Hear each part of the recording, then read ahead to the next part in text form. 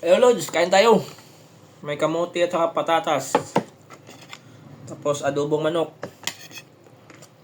May pritong isda.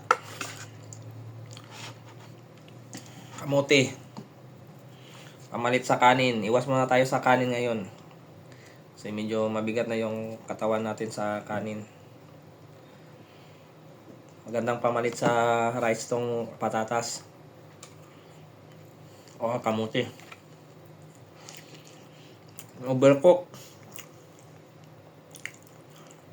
Parang mangga na. Matamis.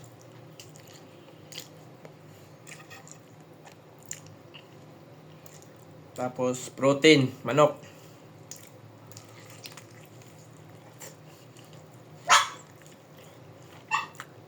Sarap. Isda din, prito. Protein din to. Maingay si alaga. May na.